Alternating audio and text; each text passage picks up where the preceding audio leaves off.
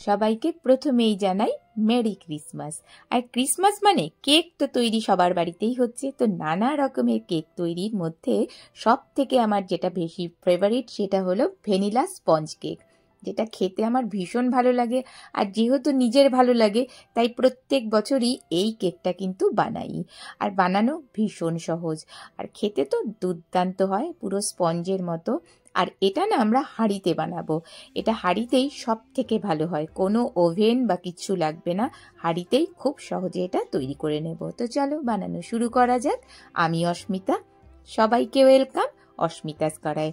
তো এরকম একটা একটু খোলা মুখের হাঁড়ি যেটা হয় সেরকম যদি হাঁড়ি থাকে সেটাতে বেশি ভালো হবে।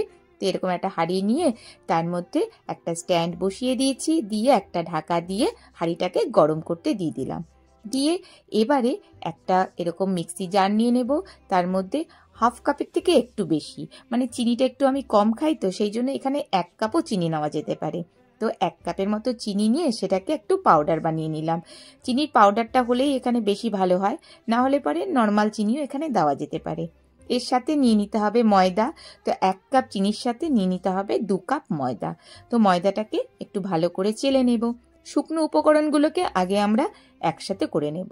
এর সাথে বড় চামচের 1 চামচ মিল্ক পাউডার বা গুঁড়ো দুধ নিয়ে নেব।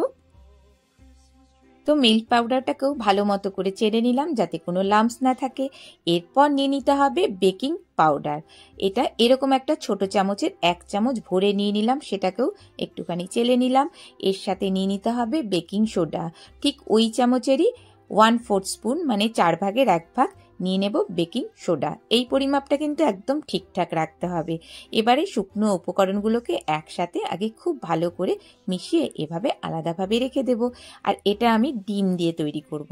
তো এর জন্য প্রথমেই নিয়ে নিলাম 3টে ডিম। তো ডিমটা না ফাটানোর পরে বোঝা যাবে যে কতটা পরিমাণ হচ্ছে, যদি মনে হয় কম বেশি তাহলে একটা আমরা অ্যাড করতে পারি। তো এখানে 3টে ডিমকে আমি ফাটিয়ে নিলাম, নিয়ে এবার যে এর যে ইয়ক অংশটা আছে না, মানে হলুদ অংশটা, কুসুমের অংশটা, সেই অংশটাকে পুরোটা আলাদা করে নেব।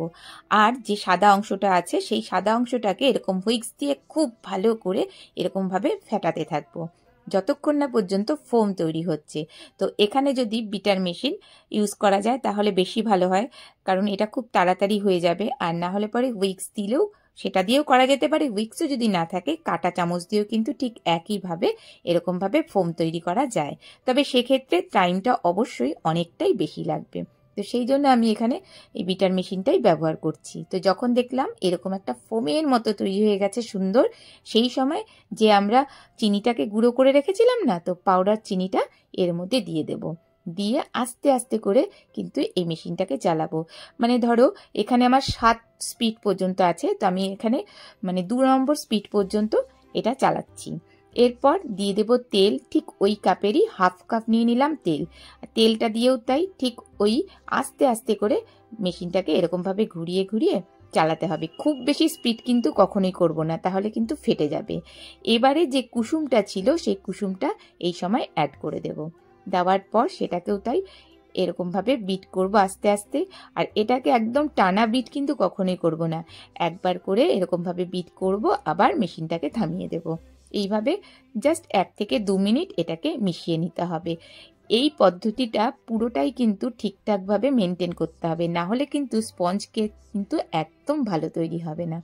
এবারে দিয়ে দিতে হবে ভ্যানিলা এসেন্স। তো এখানে ভ্যানিলা কেক যখন বানাচ্ছি ভ্যানিলা এসেন্স তো লাগবেই। এবারে যেটা এরকম একটা উইক্স বা স্পুন নিয়ে নিতে হবে, খুব আস্তে আস্তে এটাকে মেশাতে হবে। দেখতে পাচ্ছ জাস্ট আঙ্গুলটা দিয়ে আমি এখানে মেশাচ্ছি। এখানে একদম কোনো রকম প্রেসার দেওয়া যাবে না, তাহলে আমরা যে ফোমটা তৈরি করলাম অর্থাৎ ভেতরে যে এয়ারটা তৈরি করেছিলাম এয়ারটা নষ্ট হয়ে যাবে, তাহলে কিন্তু আর কেকটা ঠিকঠাকভাবে তৈরি হবে না। এবারে শুকনো উপকরণগুলো দিতে থাকবো, জাস্ট অল্প অল্প করে দেব, আর এরকম হুইক্সটাকে ঘোরাতে থাকবো। এটা কিন্তু একটু সময় সাপেক্ষ, মানে হঠাৎ করে ভাবলাম আর বানিয়ে ফেললাম তা কিন্তু হবে না। মোটামুটি এটা যখন বানাতে হবে একটু টাইম নিয়েই বানাতে হবে। তো এরকমভাবে ঘুরিয়ে ঘুরিয়ে আস্তে আস্তে করে আমরা এটাকে চালাতে থাকবো। আমি এখানে একটু তাড়াতাড়ি দেখাচ্ছি, তবে আমি যখন এটা তৈরি করেছিলাম তখন কিন্তু খুব আস্তে আস্তে করে এরকম ঘুরিয়ে ঘুরিয়ে এটাকে তৈরি করেছি। আর এরকম এর মধ্যে এবার দুধ দিয়ে দিলাম। দুধটা দিয়ে আবারও ঠিক ওই একইভাবে মেশাতে হবে। আর দুধ দিতে না চাইলে পরে এখানে একটু জলও দেওয়া যেতে পারে, যদি দেখা যায় যে ব্যাটারটার থিকনেস খুব বেশি হয়ে যাচ্ছে।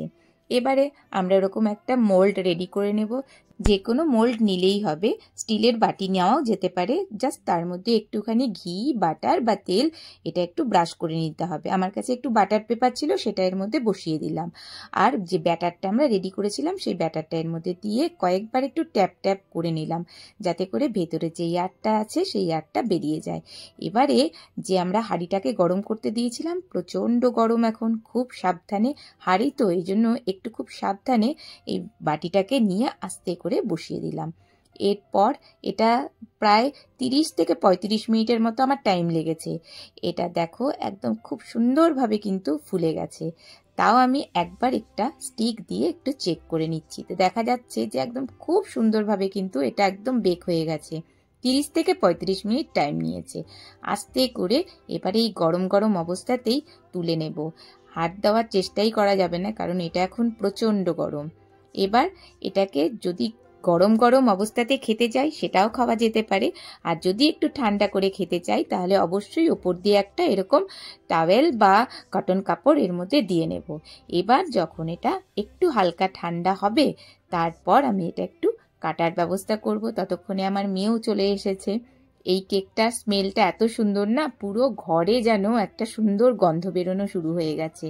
আর এটাতে কিচ্ছু করতে হলো না, জাস্ট আলগা হয়েই কিন্তু এটা বেরিয়ে চলে এলো। এবার দেখো কতটা স্পঞ্জি আর কত সুন্দর নরম কেক, একদম হাঁড়িতেই কিন্তু তৈরি হয়ে গেল। দোকানের থেকে কোনো অংশে কম না, এতটা ভালো হয় খেতে। তো ভেতরটাও একটু কেটে দেখাচ্ছি, দেখো কত সুন্দর কেক আমাদের রেডি হয়ে গেছে। এবার পিসগুলো তৈরি করে নিতে হবে।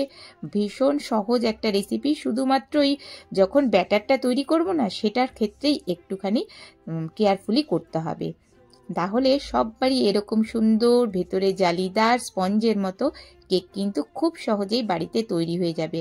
আর অনেস্টলি বলছি, এইভাবে তৈরি করলে দারুণ হয় খেতে। আর একটা একটু ভেঙেও দেখাচ্ছি যে ভেতরটা দেখো কতটা স্পঞ্জি, একদম পুরো জালিদার তৈরি হয়ে গেছে। তো একবার এই কেকটা এই শীতে বানিয়ে দেখো, আর কেমন হলো সেই ফিডব্যাকটা অবশ্যই আমায় জানাবে। যদি ভালো লাগে তাহলে একটা লাইক দিতে ভুলো না, আর আমার চ্যানেলটিকেও সাবস্ক্রাইব করে রেখো।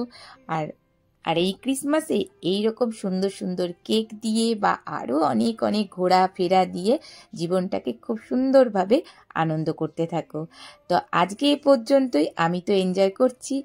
আবারও মেরি ক্রিসমাস।